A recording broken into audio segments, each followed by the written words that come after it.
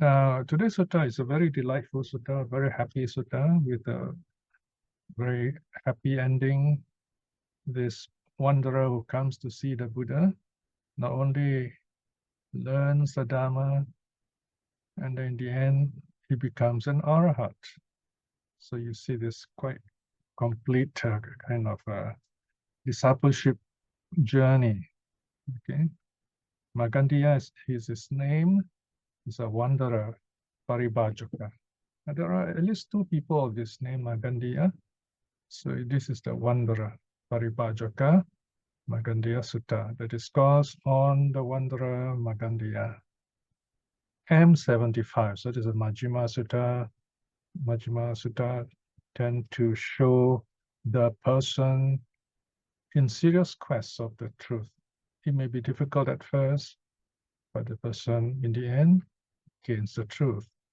The theme of this sutta is about sensual pleasures, how they can distract us, and how learning to understand the senses and sense pleasures can kind of prepare our mind for seeing true reality, becoming a tool for awakening.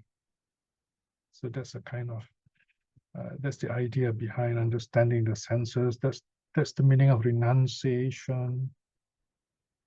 The senses are such that they can be very demanding. They want us to keep on looking, keep on hearing, keep on smelling, keep on tasting, keep on touching and feeling, keep on thinking, and so on. And after a while, we find, what are we doing? You know, we find not only there's little purpose there, but there's no benefit at all. So mindfulness means we direct this mind through the senses, or even without the senses in meditation, so that the mind becomes calm and then becomes clear. And from there, we have a better idea of the nature of true reality. Let's look at this sutta. Then you have this wanderer, and you have this brahmin who's a friend of the Buddha, and of course the Buddha himself. It is quite a long sutta because there are lots of passages repeating itself, especially the passages on the six senses. So I will summarize those parts for you.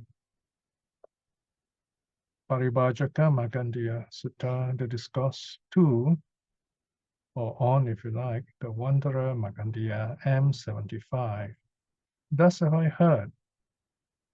At one time, the Blessed One was staying among the Kurus.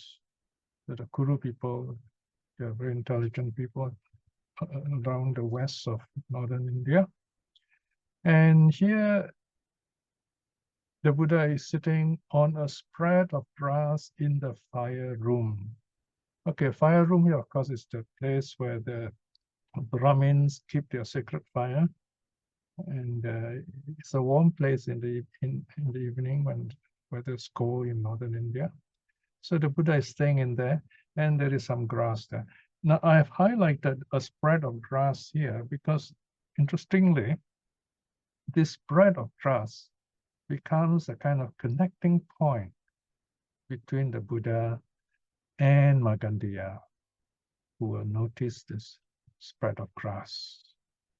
So the Buddha stays, the Buddha is sitting on the spread of grass in the fire room of the brahmin of the Bharadwaja clan.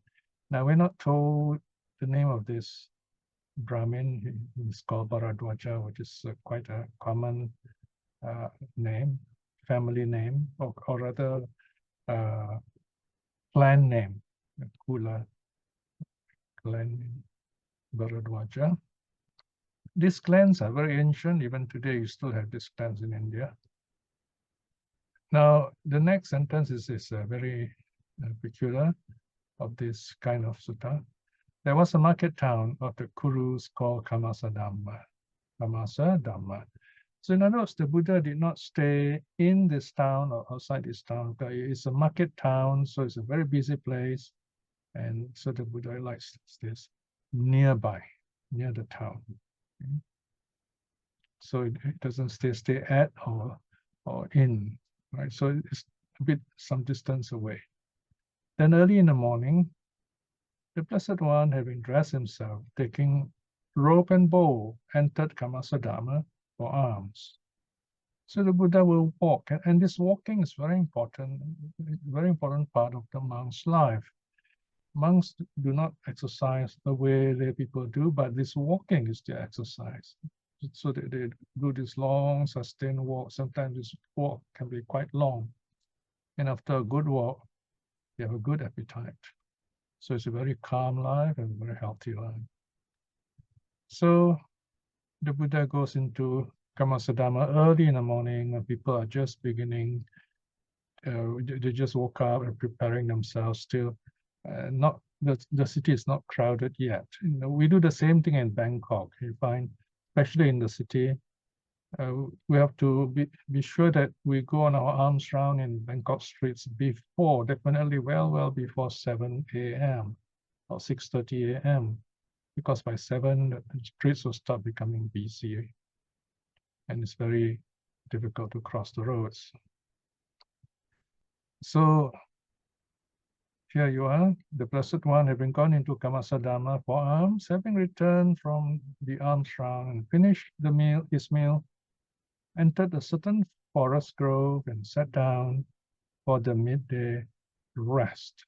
So here you see the Buddha waking up early in the morning at dawn, 5 o'clock maybe, and then now, well, 5-6 hours have passed. It is near noon, and the Buddha is going to rest away from the heat of the day. So this is when the story begins. Verse 3. Then the wanderer Magandiya, while walking about on a stroll, okay, so the Magandiya also is kind of doing some kind of walking exercise, went up to the firehouse of the brahmin of the Paribbajaka clan. Right? So you see here this firehouse, which is actually a Brahmanical shrine, becomes a meeting place between the Buddha and the wanderer. The wanderer is not a Buddhist. He has his very strong views. You see, he'll be arguing with the Buddha at first. So he comes, he visits this Paribbajaka brahmin, and he goes to the firehouse. He saw a spread of grass prepared in the firehouse of the brahmin of the Paribbajaka clan. And seeing the brahmin of the Paribbajaka clan, he said this. So we have this Magandiya speaking to the Paribbajaka. Now, for whom has this spread of grass been prepared in the Master Paribbajaka's firehouse? It seems to me like a recluse's bed, right? So it's a kind of for resting as well as for sitting in meditation. So you can see even the Buddha rests on a very simple but comfortable place made of soft grass. So this Brahmin replies, Paribbajaka replies, section 4, Master Magandiya, there is the recluse Gotama, son of the Sakyas, who went forth from a Sakya clan concerning this Blessed One. This fair report has spread about. So too is he, the Blessed One, and so on. So this is the Itipiso Gatha, showing that the Buddha is well known, and that this Brahmin Paribbajaka has faith in the Buddha also. So the Brahmin is kind of praising the Buddha, but Magandiya is not too happy. Okay? So let's go down to section 5 and see what happens further down. All right, so in section 5, he becomes very angry. He kind of scolds the Paribbajaka Brahmin, or rather he reacts angrily. What an unsightly sight we saw, Master Paribbajaka. What an unsightly sight we saw, Master Paribbajaka. When we see the bed of dead destroyer of growth or progress, that master Gautama, right? So he has heard of the Buddha, but he's not too happy with him. So he calls the Buddha by a nasty name, a Brahmanical bad word, if you like, bhūnahu. Bhūnahu. You know, in Malay, you have the word buno. It's very, very close in sound. It means destroyer of growth. Whatever is good, that brings progress, the Buddha destroys. So it's a quite what shall we say, a bad beginning, but it's going to have a good ending. So here we see two Brahmins talking to each other. The wanderer, I think, is also a Brahmin. He is not very happy with the Buddha, but Bharadwaja respects the Buddha. 5.2, so he tells this Brahmin, this wanderer rather, mind your words, Magandiya, mind your words, Magandiya. For many are the learned Kshatriyas, the learned Brahmins, the learned householders, and the learned recluses who have deep faith in Master Gautama, who have been disciplined by him in the Aryas or noble ones' right way of wholesome truth, right? So this Bharadwaja says, oh, yeah, please be careful what you say. I mean, he is a great teacher, you know, he has many disciples and followers who have attained, whose lives have changed and they've become the saints, to put it very simply, all right? But of course, at this early stage, Magandiya is not impressed. He's still angry. Master Bharadwaja, even if we were to see that Master Gautama himself, we would say to his face that the recluse Gautama is a destroyer of growth, right? So he's determined to kind of scold the Buddha directly. He said, well, if I meet him, I would tell him the same thing. All right, so what happens now? Let's go further down. So what is the reason for this? Says Magandiya. Say, well, why do I do this? It's handed down so in our texts, right? In their Vedas and their holy books, they kind of, you know, reject other teachings. So Bharadwaja replies, if Master Magandiya does not mind, I will tell this to the recluse Gautama. So basically he's saying, okay, I will inform you know, the Buddha that you are here. Then Bharadwaja replies, he says, be unconcerned, Master Bharadwaja. You may tell him just what have been said, right? So at least here you find this Bharadwaja is forthright. He is open and courageous and honest person. So go ahead, tell him. Just tell him exactly what I said, all right? So this is the opening, first part, right? And so this host Brahmin Bharadwaja goes to the, he's going to tell the Buddha. But there's something a bit humorous here. Whatever is near the Buddha or some wonderful thing is going to happen, you don't have to tell the Buddha. He knows through his divine ear. He hears all these things. Maybe he's not too far away because the Brahmins can talk very loudly and the Buddha has very sharp ears. You don't need superhuman ears to hear this, but the Buddha's hearing is very good anyway. Section 6.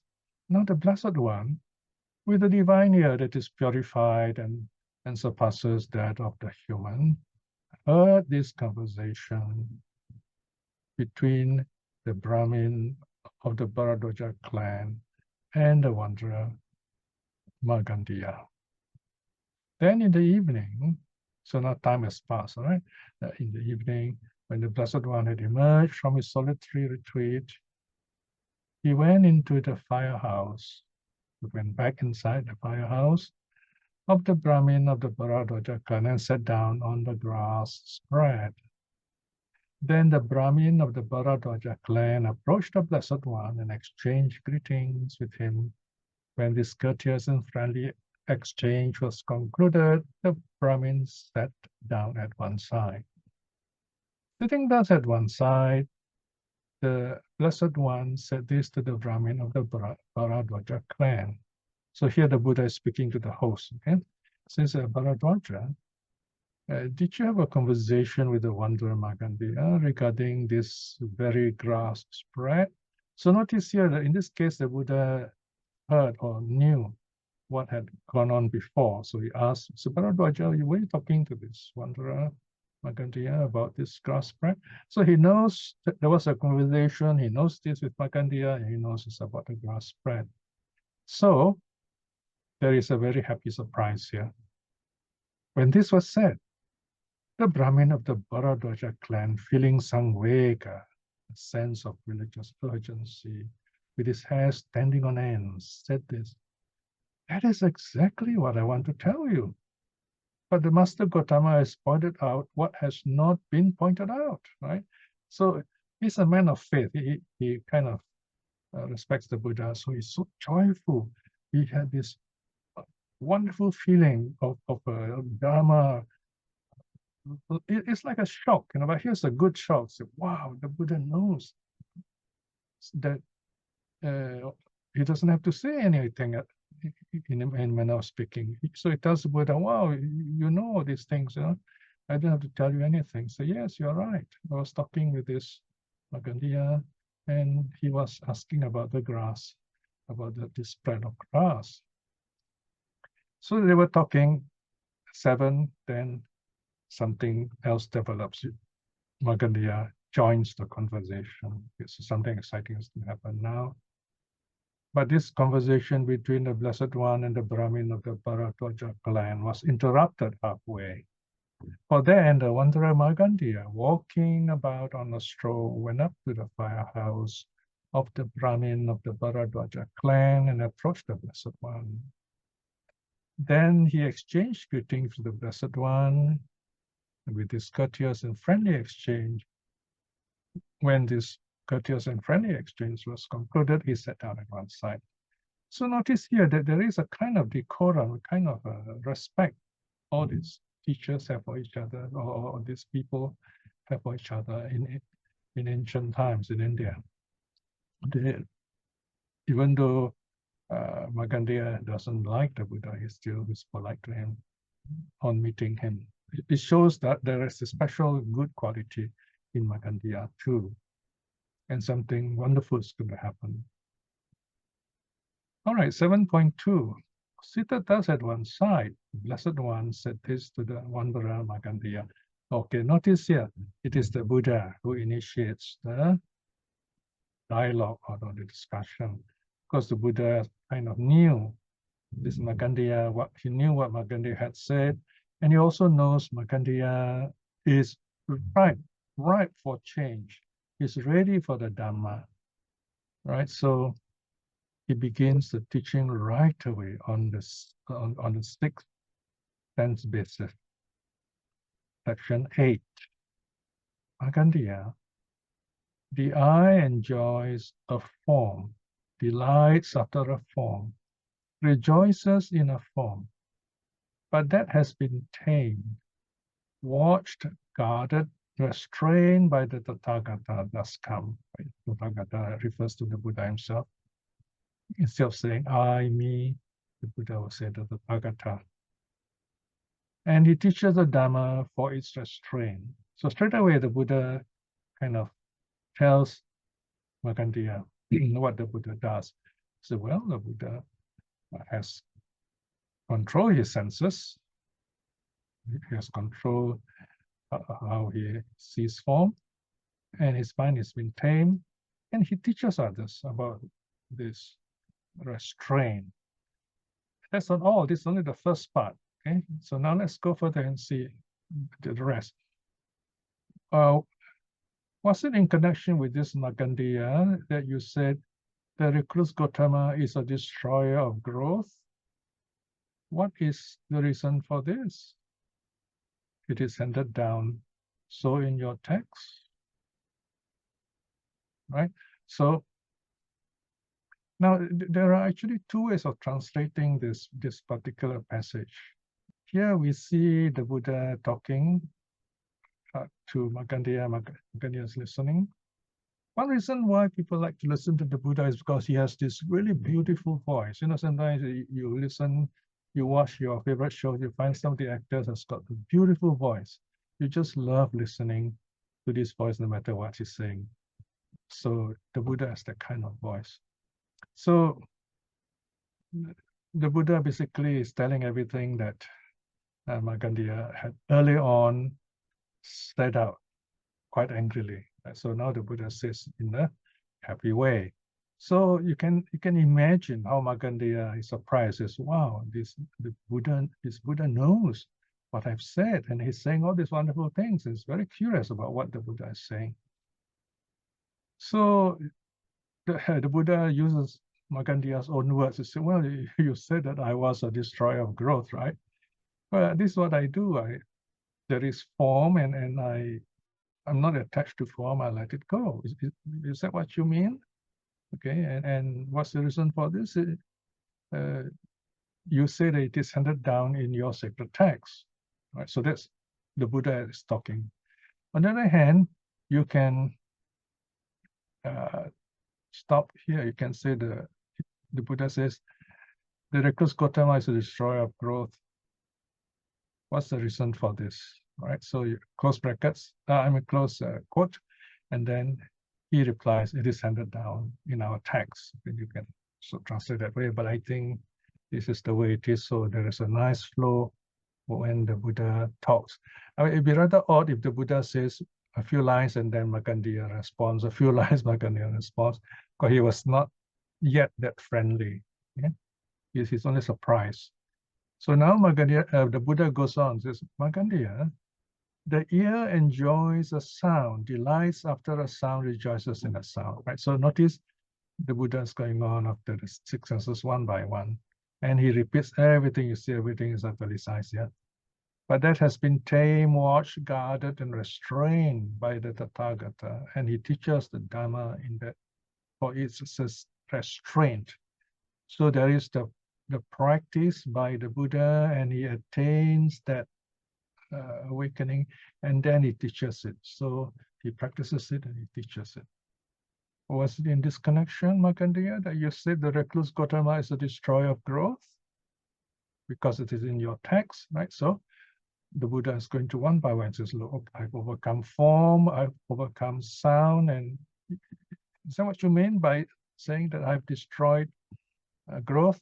So I think by now you have a good idea, the repetition, the oral tradition, you have this repetition. So third point, the Buddha says, okay, Magandiya, the nose enjoys a smell, delights in a smell, rejoices in a smell. So I have tamed that.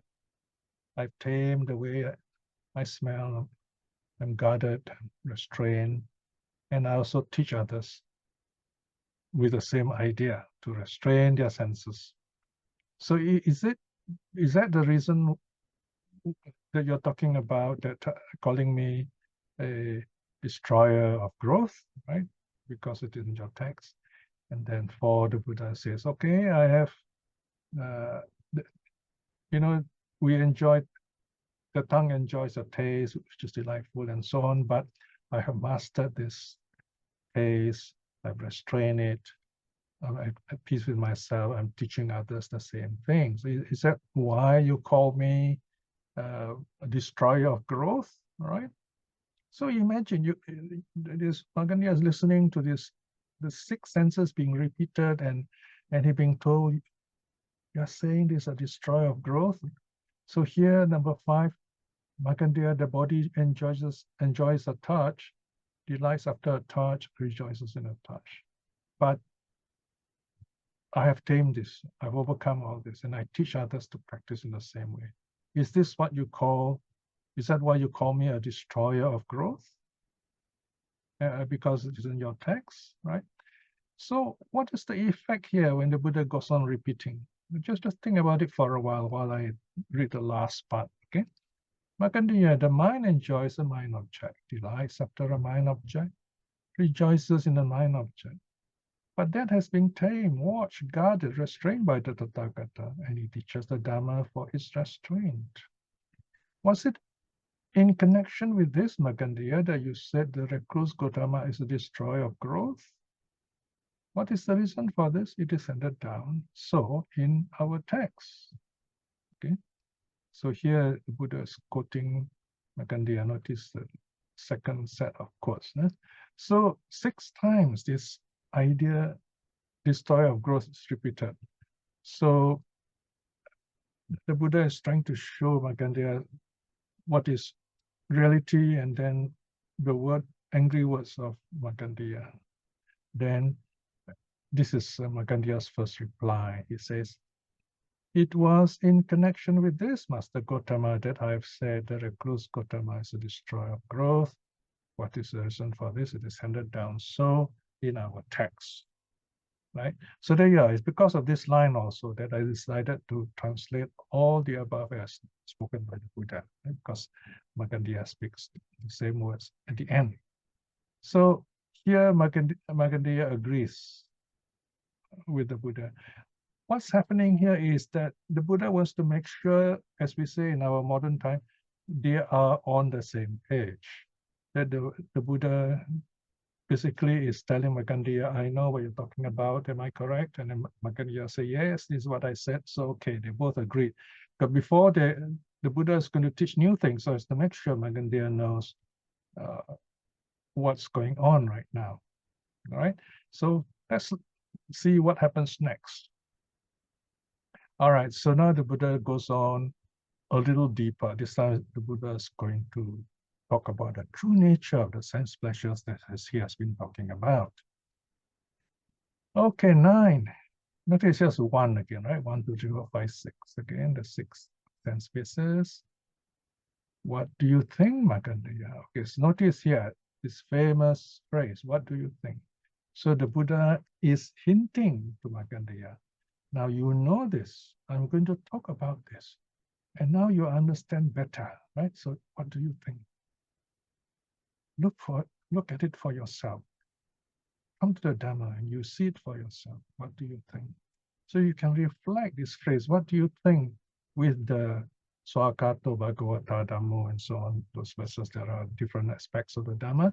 And you can reflect, how does this fit into what do you think? What do you think, Magandiya? Yes, someone might have previously himself enjoyed forms cognizable by the eye. They are wished for, desirable, agreeable, likable, connected with sensuality, arousing lust.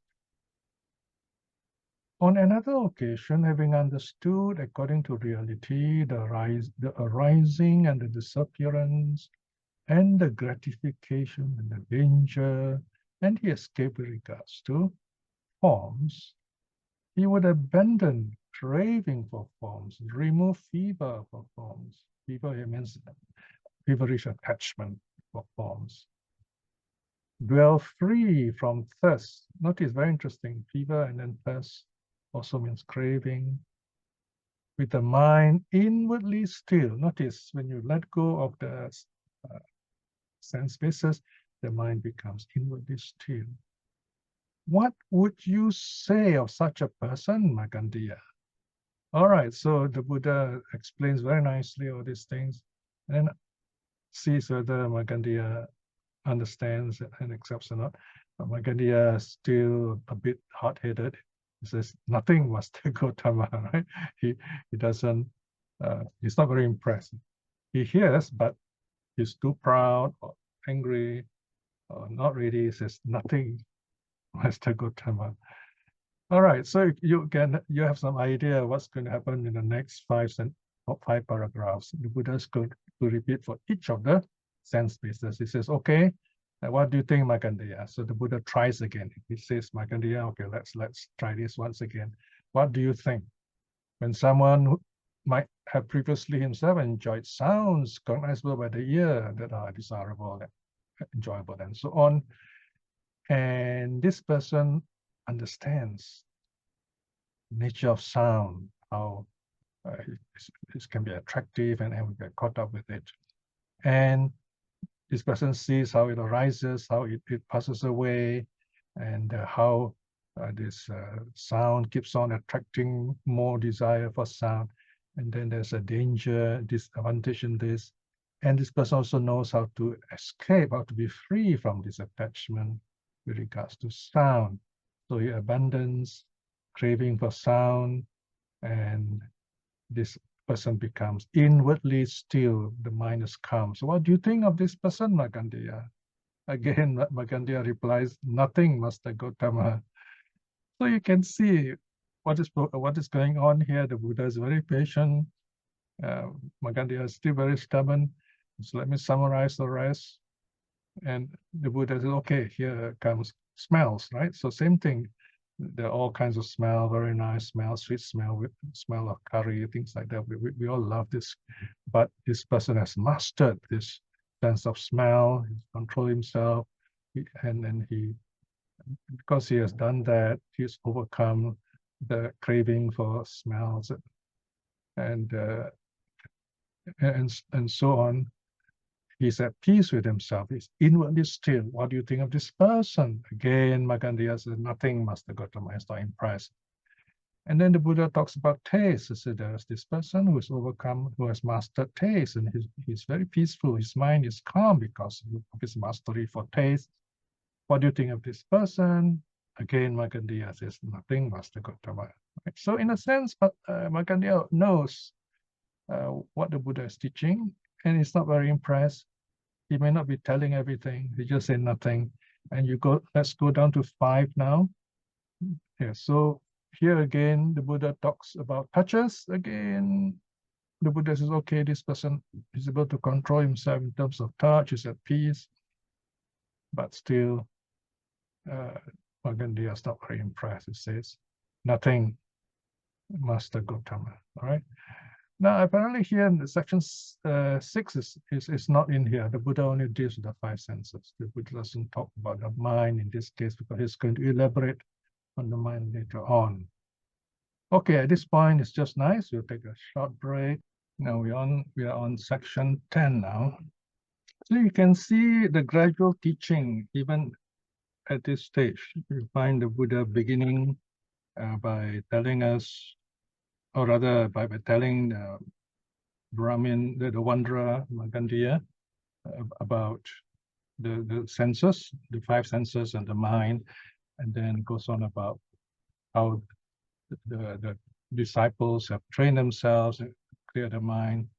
And then the Buddha talks about, the Buddha asks, it is, Magandiya, what do you think? Magandiya still not impressed, says nothing, and just says nothing. Now, the Buddha continues talking about his own life before becoming Buddha. There you are, okay? Section 10, the Bodhisattva's central life. So the Buddha here is basically telling us that he knows from experience the nature of the senses. Section 10. Now, Magandiya, in the past, while I lived the home life, that means as Siddhartha, Prince Siddhartha. Okay? I myself enjoyed, was provided with, and attended by forms. So here again, you see the 5 senses are mentioned. Forms, sounds, that means music, and so on, right? The forms, that means beautiful women, beautiful things, nice house, and smells, all kinds of fragrances, flowers, and so on. And taste, all kind of good food, and touches, of course, sensual pleasures, and so on. That are wished for, desirable, agreeable, likable, connected with sensuality, arousing, lust. So all these are repeated. So the Buddha is still saying, I have gone through all this, right? And that's not all. The Buddha continues, Magandiya, I had 3 mansions or palaces, okay? 1 for the hot season, 1 for the cold season, 1 for the rains. And these are the 3 seasons in India, okay? So you find hot season, the roof will be, the ceiling will be higher, windows more open, more spacious, airy. Cold season, the windows are closed, you have sun fire inside and so on. Then rains, the roof are much wider and so on. So 3 different kinds of mansions, okay? In the rains mentioned, during the 4 months of the rains, I was waited upon by only female musicians. So this is to show the kind of luxurious life he led as a young man. and did not come down to the ground floor of the mansion during those months. All right. So he really enjoyed this worldly life. All right. Let's go down a bit more.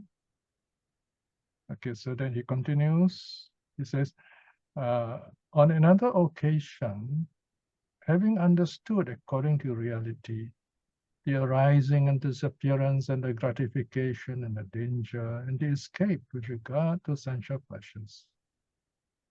So here he's talking about his awakening, right? I have abandoned sensual lusts, removed fever for sensual pleasure, and dwelt free from thirst with my mind inwardly still. So here you see the Buddha talking about himself, right? Just make a note here, 10.4.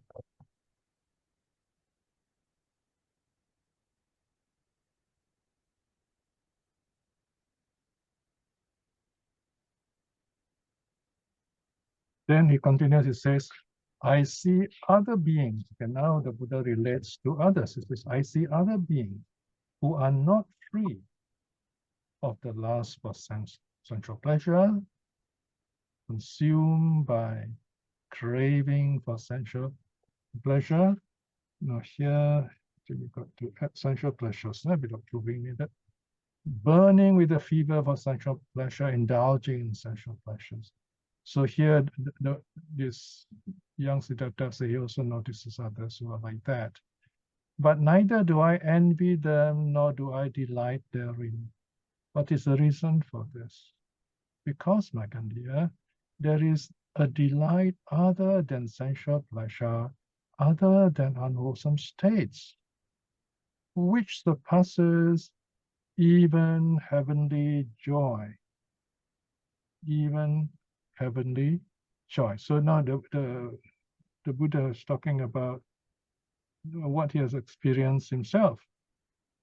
He has discovered something higher, better than sensual pleasure. What is that? His deep meditation, his jhana meditation. So notice he is gradually building up his experience. He says, I've given up this worldly joy because I have experienced something higher. So why do I want to go down for something which is of a lower quality, right? Now the Buddha gives an example of a deva, Bhavatingsa deva, section 11. Let's go up a bit more, please. Push up a bit more. Yes. Suppose, Magandiya, there is a house lord or house lord's son who is rich and with much wealth and much property, enjoying, provided with, attended by forms that are wished for, desirable, agreeable, likable, connected with sensuality, arousing lust, and sounds, smells, tastes, and touches. Okay, so in other words, this person also enjoys all these things. Okay, let's see what happens now. Further down. Further down, please. Yeah. Okay. So having conducted himself well by way of body, by way of speech, by way of mind, after death, when the body is broken up, he is reborn in a heaven, a divine world, in communion with the devas of the 33. Because this is another name for the Tavatingsa Deva. And there in the Nandana grove, surrounded by a host of heavenly nymphs or apsaras, is a beautiful dancers and beautiful heavenly women, if you like. You would enjoy, provided with, attended by the 5 courts of divine sensual pleasures. What do you think, Magandiya? If that Deva Putra, the Deva, Deva Putra here means young Deva, okay? The Deva Putra in the Nandana grove, surrounded by the host of heavenly nymphs of apsaras, were to see a house lord or house lord's son enjoying, provided with, attended by the 5 courts of human sense pleasures, would he envy or be enticed by the human sensual pleasures? Okay, let's summarize again. So here you find that the Buddha says, all right, there is this good person. He practices self-control while he was living as a human being, and he dies, reborn in a heavenly world, and he enjoys his heavenly pleasures. And now he's able to see human beings enjoying sensual pleasures again. Do you think he will be attracted to it? Of course not. So notice now, Magandiya becomes a bit more interactive. He actually replies correctly. He says, no, indeed, Master Gautama, this person would not be interested in worldly pleasures. And what is the reason for this? Okay. Because heavenly sense pleasures are more excellent, more delightful than human sensual pleasures. Okay, so here the Buddha explains to him. Here again, it's a tricky situation of translation. This can be a question by the Buddha and an answer by Magandiya. But here I think it's the Buddha answering it because he wants to make sure that Magandiya is listening to the right explanation. All right, so just a minute. All right, so now the Buddha continues. He says, even so, Magandiya,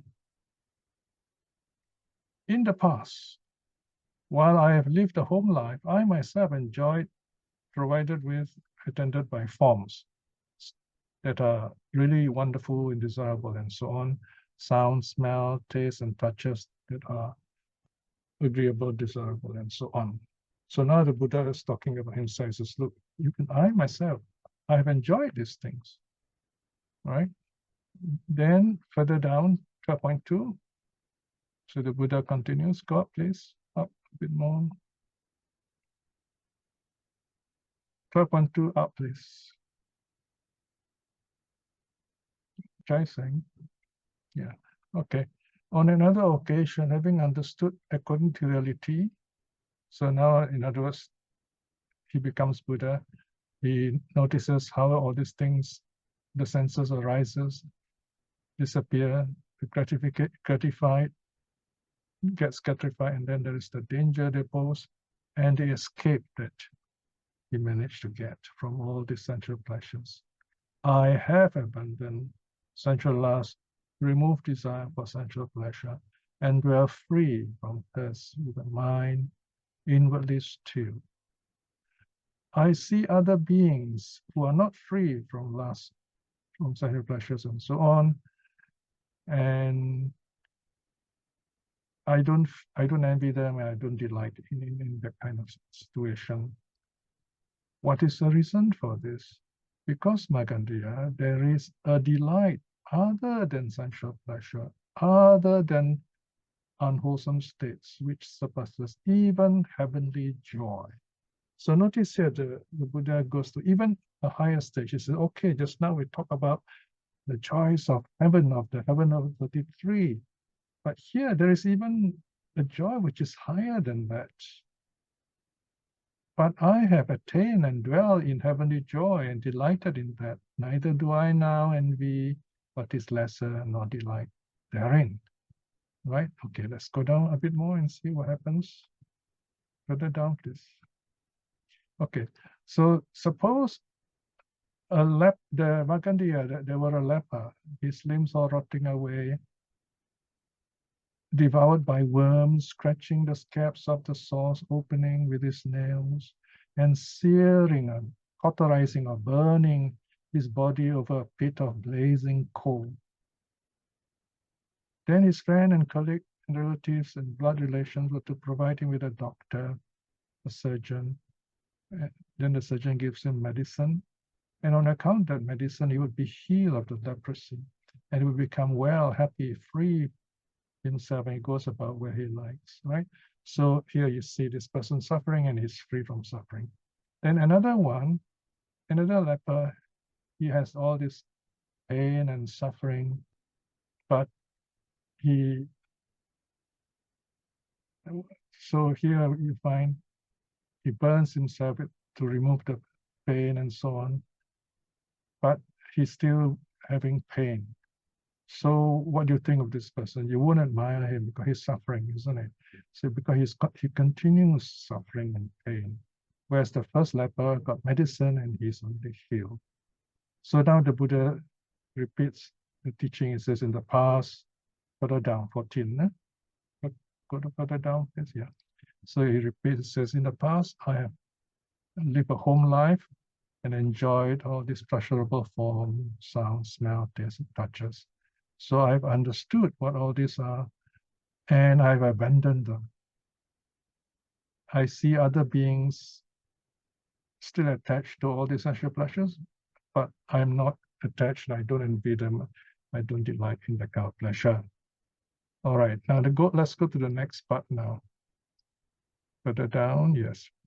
So here the Buddha talks about the heel leper. No, sorry. So the Buddha says he has overcome all these attachments and pleasures, so he's normal suffering like before.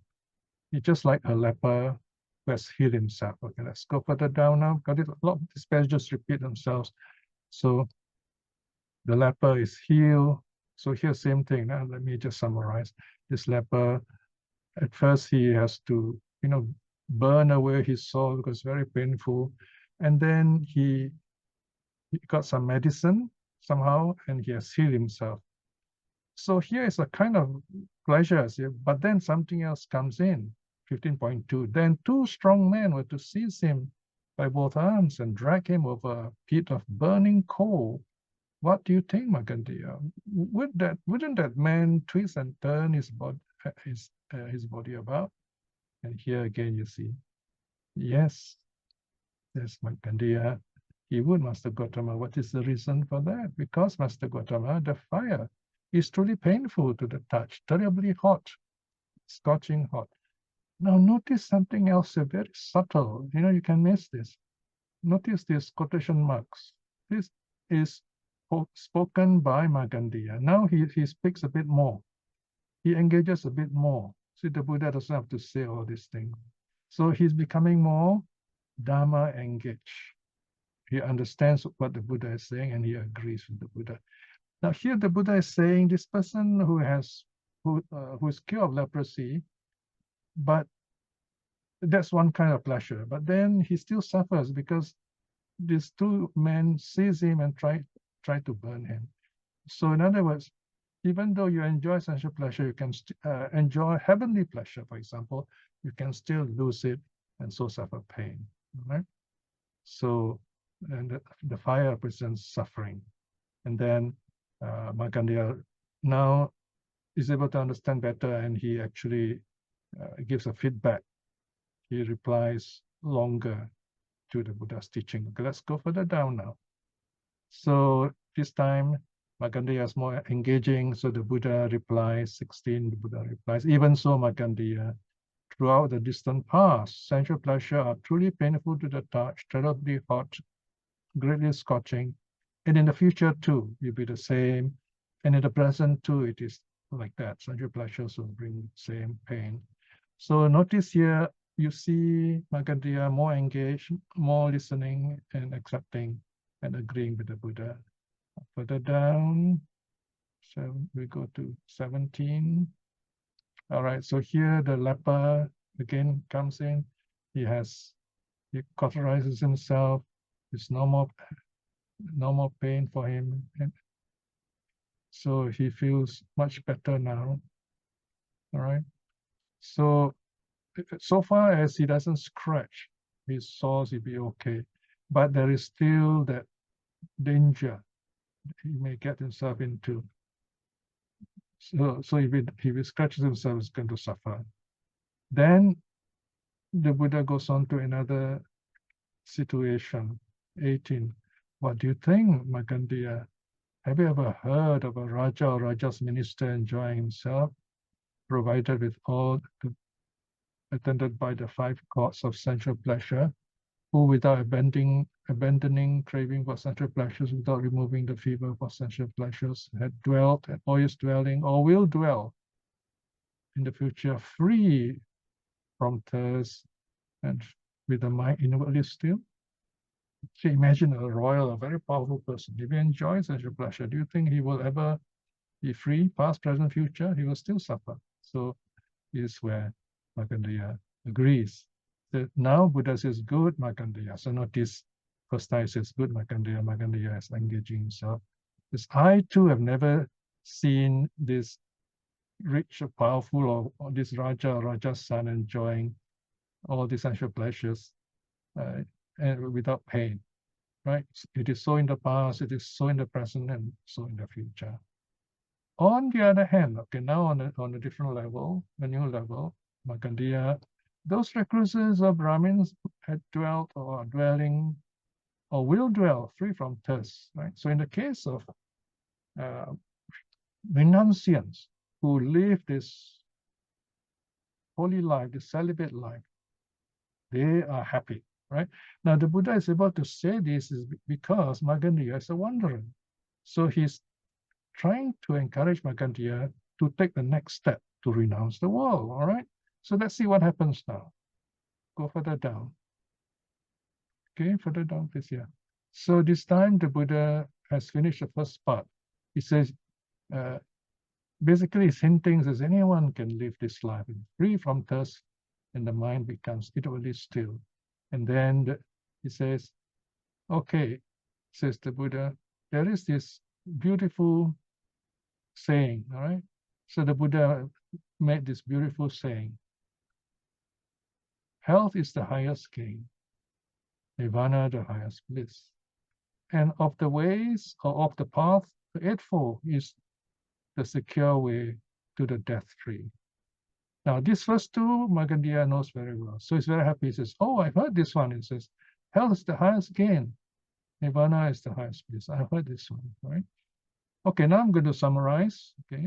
But go further down, please. So Magandiya says he knows these two lines. But Magandiya, says the Buddha, as regards to what you've heard being said before by the lineage of teachers of the wanderers, that is to say, health is the highest gain, nirvana is the highest bliss. What is that health? What is that nirvana? All right. So here the Buddha knows that Magandiya knows about this health and nirvana thing, and he's going to correct his wrong view. So he asks Magandiya, so what is your idea about health? What is your idea about nirvana? 19.5. When this was said, the wanderer Magandiya rubbed his own limbs with his hands, rubbed his own arms and legs. He says, well, this is that health. This body is the health, Master Gautama. This is that nirvana. For I, Master Gautama, am now healthy and happy. Nothing afflicts me. All right. So Magandiya is catching on, right? All right. Now the Buddha goes on with another parable of a blind person. Basically, here the Buddha says, okay, there's this man born blind. He has not seen any kind of color, so he doesn't really know what's going on. So now the Buddha is hinting to Magandiya. He says, okay, you may know the meaning of this. You may know these words. You may even think you know the meaning, but you have not seen the real meaning of it. So that's the parable of the blind man. So you don't really see it yet, all right? Now the Buddha doesn't say you're blind. The Buddha says there is a blind man. So indirectly he's saying Magandiya still has to see. Okay, let's go further down. See what? Goes further down, please. All right, so the Buddha is saying anyone can come along to this blind man, you know, and there is this piece of cloth which is not clean, but the man lies the blind man, says, oh, this is a nice clean cloth, and the blind man accepts it, thinks that it is clean cloth. So this is the first case, the blind man doesn't know what's going on. Then in the second case, there is this blind man, he's taken some medicine, someone relatives give him some medicine, is able to see clearly, and then he sees this white cloth, says, oh, okay, now I know this cloth is white, and so he's able to use this cloth properly. So I'm summarizing all these things, all right? So even so, Magandiya, the wanderers of other sects are blind, eyeless, without vision, not knowing health, not knowing nirvana. Yet they utter this stanza, health is the highest gain, nirvana is the highest bliss. So this time, notice the Buddha actually hits out at the wanderers' views. They say the words, but they do not know the meaning. All right, so what's happening to Magandiya? Let's go further down. Further down. Next, yeah. So Magandiya is very happy that with the Buddha gives more parables. Nah? He says, this man is healed. The blind man is able to see the truth. All right, he's able to see all the kinds of colors and forms and so on. So the Buddha is hinting that in this case, a person is able to understand the Dhamma properly, the nature of the senses. So let's go down further. These passages are all very easy, so I'm summarizing. And okay, so the Buddha says this man is blind, but he can still hear. He's able to understand the truth. So here, basically, the Buddha is saying, even though a person may not be practicing at this point, but we can begin by understanding the Dhamma, which is, of course, in reference to Magandiya. So, of course, Magandiya understands even more clearly now. And let's see what happens now. Go further down. And so Magandiya is very happy, and he learns that he understands better now. He says, the Buddha tells him, okay, you have to look at yourself now. How far have you really understood the nature of the aggregates, form, feeling, perception, formations, and consciousness?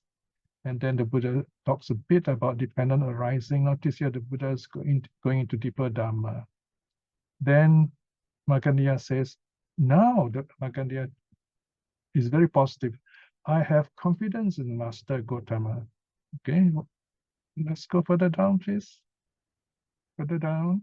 Okay, so uh, he, he says he has confidence in the Buddha because he will hear the true teaching and he accepts it, that he will practice it and truly know for himself. Right? Okay, so you can see now Magandiya is becoming closer to the Dhamma. Okay, further down. Okay, so now Magandiya finally is very happy. Yeah, he hears the dependent ending. With the ending of my clinging, for that there is a cessation of existence. With the ending of cessation, there is existence of birth. With the ending of birth, there ends decay and death, sorrow, lamentation, physical pain and mental pain. Such indeed is the ending of this whole mass of suffering. So now Magandiya is very happy, and he says those famous verse about attaining arahathood. All right. And then he says, I go to the Buddha for refuge, to the Dhamma, and to the community of monks.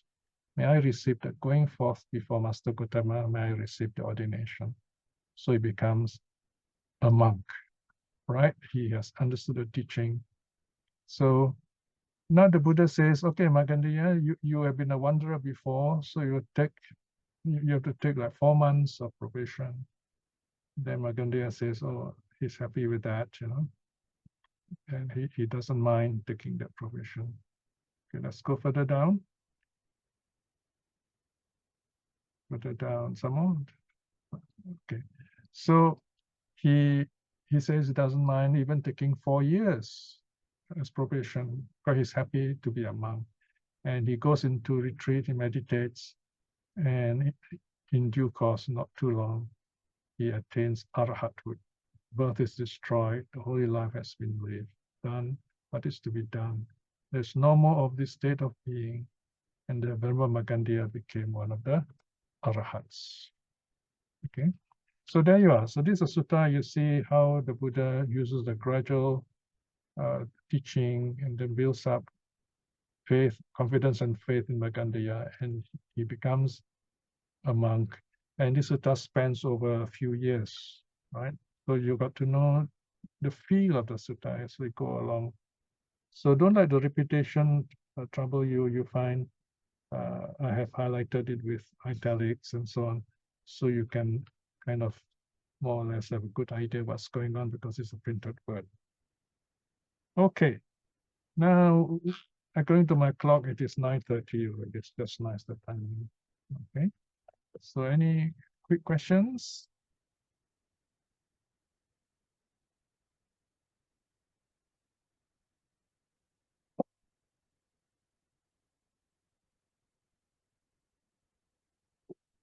Anything you're not clear or you don't understand? I have one question, Brother Priya. Oh, yes, Mayang. Yes, it's more of a practical question, but asking from Dhamma perspective. Mm-hmm. That when, say, there are some people that you see some good in them and you want to be in a relationship with those people, but then, and you see that perhaps you could do some good for them. But then at the same time, you also see that there are certain people, let's say they behave badly sometimes or disrespect, either consciously, unconsciously, either way. So, what's the Buddha's way or Dhamma way of going ahead? So you're wondering what to do with such people, is it? Yes. All right. Now, the first thing we all must understand is you can never meet ready-made friends. People are not going to come up to you and say, okay, I am your spiritual friend as defined by the Buddha. Life is not like that.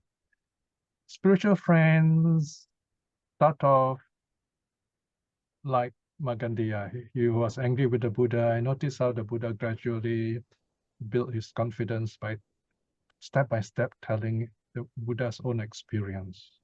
Okay, so my point is this: we meet all kinds of people. Sometimes you got to reverse the role. How would I think if I were this person? So we notice something bad, we notice something good in them. So you associate with the good in those people, but just be careful with the bad aspects of it. You don't have to accept the bad aspect, but you can never meet someone who is totally good. You may think someone is totally bad, but the idea of totally good is rarely there. The problem, if we think someone is totally good and we don't do anything, then we get ourselves into trouble also. So my answer here is that we learn through friendship. We learn to see how patient we become, how we can adjust the way we talk, or how we can help this person with the way we talk or do things, how we can show our friendship, and how we can change the life of this person by that friendship. So this is how we learn. Sometimes we make mistakes, and mistakes are valuable because mistakes are valuable when you learn from them. So making friends is a way of learning. It's also a way of learning Dhamma. We reflect on it. Where did I go wrong? What should I do? Like that. So you build up your friendship that way. And even friendships are not permanent. People change, people grow old, we move around. So we know people for a while, and then we find they're no more there, and then we have new friends. But we keep noticing certain trends over and over, and those are the trends we deal with, and those are the things that teach us either to do good or to avoid the negative aspect and to cultivate the good aspect through knowing people. So knowing people is the way of training ourselves also. That's how we're putting it. All right. Okay. Any other questions? Brother Piya, Yes. I'm just very curious. Throughout this sutta, the focus was only on 5 senses, whereas we are always taught that there are 6 senses. No, at the start, 6 senses are mentioned. Yeah. And then later the Buddha goes on 5. So it depends on what the context is. Right. Where the Buddha talks about meditation, the 6, the mind also will come in. Basically, the 5 physical senses are mentioned so that we do not let these 5 senses become a distraction to us, basically. Yeah. So it can be either 5 or 6, depending on the context. Okay. You notice at the start of the sutta, the 6 senses are mentioned, and then later 5 senses. Yeah, so I'm just curious why he decided to just focus on the 5. Look at the context. You look at the context, you find sometimes the 5 senses are meant, sometimes the 6 senses are meant. In the later part, the 5 senses, because the Buddha is talking about a worldly person, like, for example, the king or prince is enjoying life, so it's not going to bother about the mind. So the 5 senses are used. So it depends on the context. Both can be used. All right.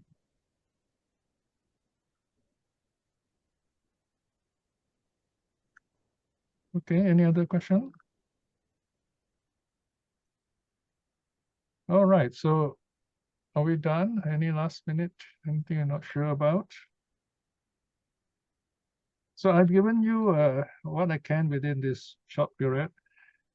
Try to look through the sutta again, and now you have a better idea going through it yourself instead of a summary, right? Brother Pia, one thing. Yes. I read the sutta also before the class. So the impression that I was getting was that when the Buddha is giving this graduated discourse, right? So he says that I have experienced pleasures, and then thereafter, when I saw something higher, so in a way he can compare. He has lived out both the things, and now he knows what is the higher thing.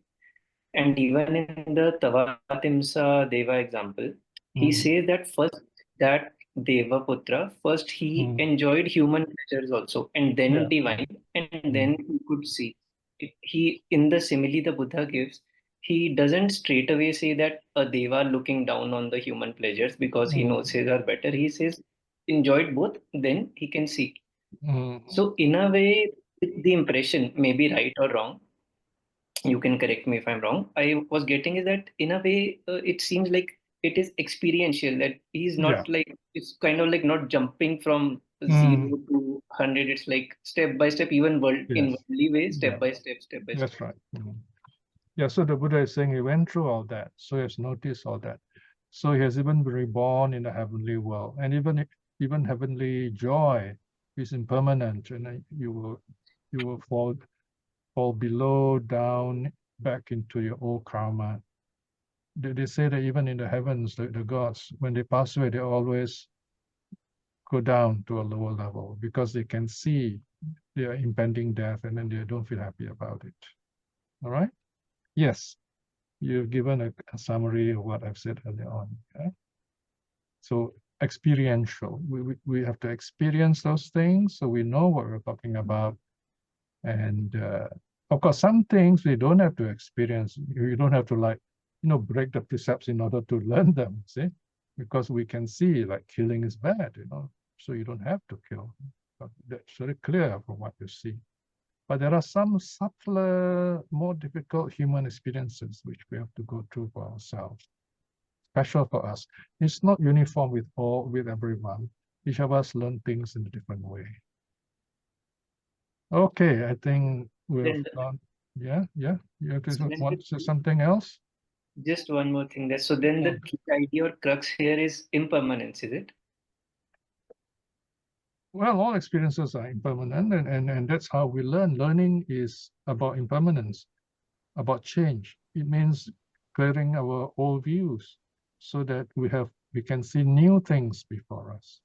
That is another very powerful nature of impermanence. Change. Learning is change. Right? Okay, on that note, we will end tonight's study. All right. So once again, let us spend this wonderful moments recollecting how we have spent this time, 1.5 hours, keeping to the True Refuge's 5 precepts, doing meditation, studying Dhamma, asking questions, and so on. By all this wonderful good karma we have done, just tell yourself, may I be well, may I be happy, may I be at peace with myself. And send these kind thoughts to others, to your loved ones. People who are important to you, including your teachers, wish them well and happy also.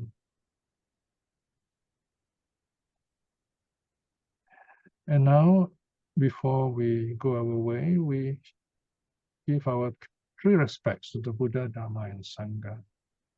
Arahang Samma Sambuddho Bhagava, Buddhang Bhagavantang Abhivademi.